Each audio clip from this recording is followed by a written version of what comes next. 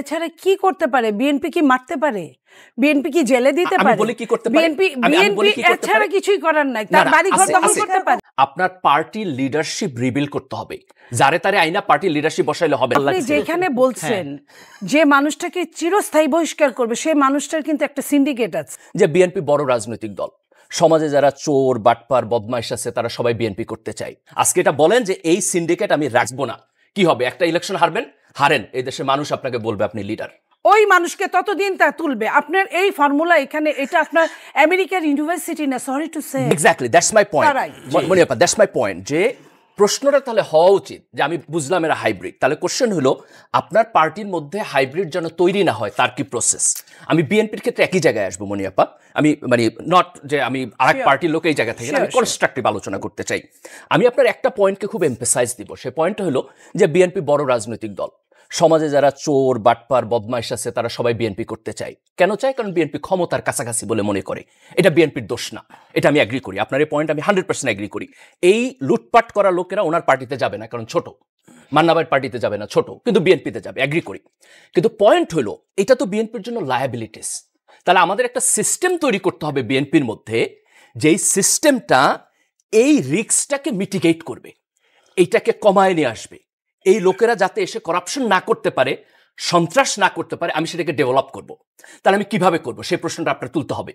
তো এখন পর্যন্ত আমরা যদি দেখি যে আপনার পার্টি বহিষ্কার করতেছে, এটা হলো একটা পদ্ধতি আপনারা ফলো করতেছেন, কিন্তু এই পদ্ধতি কাজ করতেছে না। আজকে যে ঘটনাটা ঘটলো মিডফোর্টে, আমার বোধ হয় যে আপনার পার্টির should come to a conclusion. আমি একটু এই লাইনটা শেষ করি। লাইনটা সেটা হলো বিএনপি এছাড়া কি করতে পারে? বিএনপি কি মারতে পারে? বিএনপি কি জেলে দিতে পারে? আমি বলি কি করতে পারে? বিএনপি এছাড়া কিছুই করার নাই। তার বাড়ি ঘর দখল করতে পারে। আমি খুব স্পেসিফিকলি বলি কি করতে পারে। আমি আপনাকে প্রথম পয়েন্ট বলি, আপনি 4000 লোককে বহিষ্কার করছেন, তাদেরকে কি পার্মানেন্টলি বহিষ্কার করছেন? তারা কি আবার পার্টিতে আসবে? এখন থেকে তাই করা। আমি শেষ করি। তাহলে আপনাকে যেটা করতে হবে, প্রথমত আপনার একটা দলীয় ইনভেস্টিগেশন লাগবে। সেই ইনভেস্টিগেশন আপনি ক্যাটাগরি করবেন। যদি অফেন্স এ ক্যাটাগরিতে যায়, ক্যাপিটাল অফেন্স হয়, এই লোককে আপনি কোনোদিন আপনার দলের কোনো পজিশন দিবেন না, কোনোদিন তারে মনোনয়ন দিবেন না, কোনোদিন কোনো পজিশনে আপনার দল থেকে সে টেকনোক্র্যাটে যাবে না। ক্লিয়ারলি বলেন প্রথমে। কিন্তু কেবল কি সেই লোক যে তাকে রিক্রুট করলো টাকার বিনিময়ে তাকে ধরবেন না? আমি নিচ থেকে শুরু করি। না রোবাদ, আপনি ওখানে পরে যাবেন। তো চুনোপুটি, লালু পাঞ্জু, টোকা, এদেরকে ধরে কি হবে? আমি নিচ থেকে বড়দেরকে ধরেন। যুব দলের যুগ্ম আহ্বায়ক বোধহয় মহানগরী, উনি চুনোপুটি না। আমি নিচ থেকে শুরু করি। আওয়ামী লীগের সময় ওটা ওই এরিয়া বেস হতে পারে না, কিন্তু আপনি ওখান থেকে শুরু করেন, চুনোপুটি দিয়ে শুরু করেন, that will give a signal. আমি প্রথম, আপনি তো বলছেন আপনার দলের কি করার আছে, আমি প্রথম বলছি চুনোপুটিকে আজীবন বহিষ্কার করেছে, কিন্তু কথা হলো কে তাকে রিক্রুট করলো? ডাক্তার জাহিদ বলেছে, সেই প্রশ্নের উত্তর কিন্তু আমরা পাই না। আপনি এটা করতে থাকেন। কেউ না কেউ একটা টেবিলের নিচে আন্ডারহ্যান্ড ডিলিংস হয়েছে টাকা পয়সা নিয়ে। নো, পলিটিক্যাল পার্টি এটা করে না।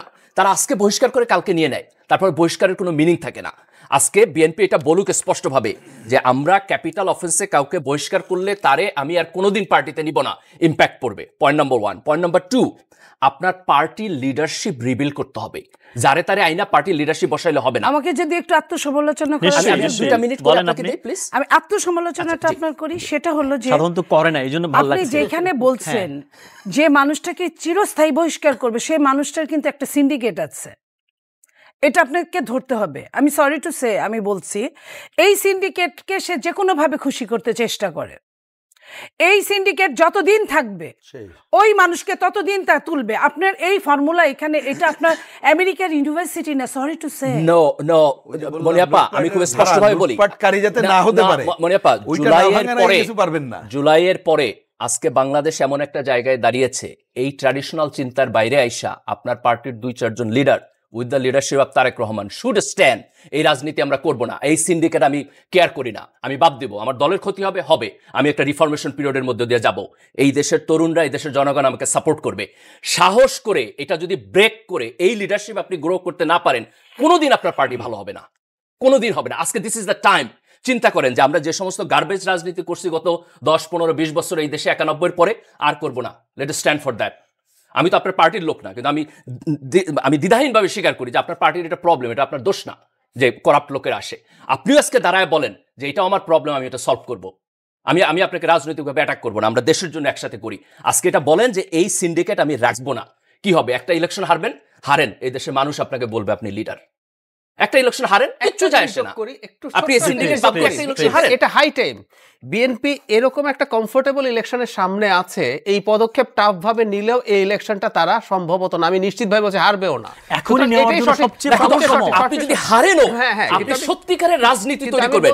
ইলেক্টেড হয়ে গভর্নমেন্টে যাওয়া এক জিনিস, আর মানুষের রাজনীতি তৈরি করা আরেক জিনিস। ডক্টর মির্জা গালিব, করণীয় যদি বলেন। আচ্ছা, আমি পয়েন্ট আকারে খুব বেশি ন্যারেট করার দরকার, সমস্যার উপলব্ধি আমাদের হয়েছে, মানে প্রিসাইসলি যাইতেছি। দেখেন, করণীয় প্রথম জায়গাটা হলো যে এই প্রবলেমটাকে একটু মানে দলীয় কনফ্লিক্টিং জায়গা থেকে না দেখে আমাদের একটু জাতীয়ভাবে দেখা উচিত। বিএনপির প্রবলেম, এটাকে শুধু বিএনপির প্রবলেম না, আমি আমার পলিটিক্যাল ইনস্টিটিউশনের প্রবলেম হিসেবে দেখতে চাই। যে কারণে দেখেন, আমি কিন্তু এগ্রি করছি। ঠিক একইভাবে ধরেন এনসিপি এখন তরুণরা রাজনীতি করতেছে, আমি মনে করি মনে আপনাদের খুশি হওয়া উচিত। ওদের যদি অফিস না থাকে, একটা অফিস ওদেরকে দিয়ে দেওয়া উচিত বড় পার্টি হিসেবে। রাজনীতি করুক, ইয়াং ছেলেপান আসুক, তারা নতুন স্বপ্ন দেখতেছে। এইটাতে এত কনফ্লিক্টিং করেন না। আমাদের আরো রাজনৈতিক দল লাগবে, আরো ভালো রাজনীতিবিদ লাগবে। এই ইয়াং জেনারেশনকে আমরা উঠে আসতে দেই, আমাদের দেশের ভালো হবে। তো প্রথম পয়েন্ট হলো, এটাকে একটা জাতীয় ঐক্যের জায়গা থেকে দেখতে হবে। এই যে আমরা পার্টি টু পার্টি কনফ্লিক্টে দেখতেছি না, এভাবে আমরা প্রবলেমটা সলভ করতে পারবো না। এখানে আমাদের অ্যাপ্রোচ চেঞ্জ করতে হবে, পয়েন্ট নাম্বার 1। দ্বিতীয় হলো, সংস্কারকে আমাদের দুইটা ভাগে বুঝতে হবে। একটা হলো যে একটা দীর্ঘমেয়াদী সংস্কার আছে, ধরুন আপনি পুলিশকে কিভাবে আরো অ্যাকাউন্টেবল করবেন, তারপর হচ্ছে আমলাতন্ত্রকে কিভাবে অ্যাকাউন্টেবল করবেন। এটা 1 বছরের কাজ না, এটা একটা লম্বা সময়ের। কিন্তু কিছু কিছু সংস্কার আছে যেটা এখন টাইম বাউন্ড, আমরা খুব কুইকলি করে ফেলতে পারি। যেমন আপনি বলেছেন যে খুব সম্ভবত যে পিএসসির ছিলেন সাদাত সাহেবকে কোট করে বলেছেন, এবং আকবর আলী খানকে কোট করে বলেছেন যে আমাদের প্রাইম মিনিস্টারের হাতে পাওয়ারটা খুব বেশি। তার মানে আমাদের একটা কনস্টিটিউশনাল রিফর্ম দরকার, যেখানে নির্বাহী বিভাগ আপনার সংসদ এবং বিচার বিভাগ দ্বারা কিছুটা ব্যালেন্সড হবে। এই রিফর্মেশনটা আমাদের করতে হবে। পয়েন্ট নাম্বার 1, কিন্তু পুরো পৃথিবী জুড়ে সেপারেশন অফ পাওয়ার, এমন চেকস এন্ড ব্যালেন্স, আমাদের চেকস এন্ড ব্যালেন্স কাজ করতেছে না। তাহলে আমাদের একটা কনস্টিটিউশনাল রিফর্ম থাকতে হবে। এই জায়গায় বিএনপির ব্যাপারে আমার একটু অভিযোগ আছে যে কনস্টিটিউশনাল রিফর্মের যে আলোচনা হইতেছে, আমার কাছে মনে হইতেছে বিএনপি পার্টি লাইনের উপরে উঠতে পারতেছে না। সরি টু সে, পার্টি লাইনের উপরে উঠতে পারতেছে না। তাদের একটা প্রতিক্রিয়াশীল ভয় আছে যে আমি বড় পরিবর্তন না করে যদি কুইকলি চলে যেতে পারি তাহলে ভালো। আমার বোধ হয় যে এইখানে অ্যাপ্রোচটা একটু পরিবর্তন করে এই রিফর্মটাকে একটু সিরিয়াসলি দেখা দরকার। দেন আর দুইটা ইম্পর্টেন্ট জিনিস আমি বলবো, যেটা আমার বড় রিফর্ম। একটা হলো যে পার্টির স্ট্রাকচারের মধ্যে আপনার লিডার কিভাবে হয়, আপনার পার্টির মেম্বারশিপ কিভাবে হয়, তারা চাঁদা কিভাবে দেয়, টাকাটা কিভাবে খরচ হয়, পার্টির অভ্যন্তরে একটা গণতন্ত্রের চর্চা থাকতে হবে। সেটা কিন্তু মিসিং, আমাদের পলিটিক্যাল পার্টির মধ্যে মিসিং। এটা লাগবেই। যেমন উন্নত দেশে আপনার প্রাইমারির মাধ্যমে তার পার্টির ক্যান্ডিডেট ঠিক হয়। আমাদের এখানে আমরা সারা জীবন মনোনয়ন বাণিজ্যের কথা শুনতেছি। তাহলে পলিটিক্যাল কাউন্সিল হয় না। এটা পলিটিক্যাল পার্টির অভ্যন্তরে গণতান্ত্রিক প্রক্রিয়াকে আপহোল্ড না কইরা আমরা কালেকটিভ ডেমোক্রেটিক সিচুয়েশনকে বেটার করতে পারবো না।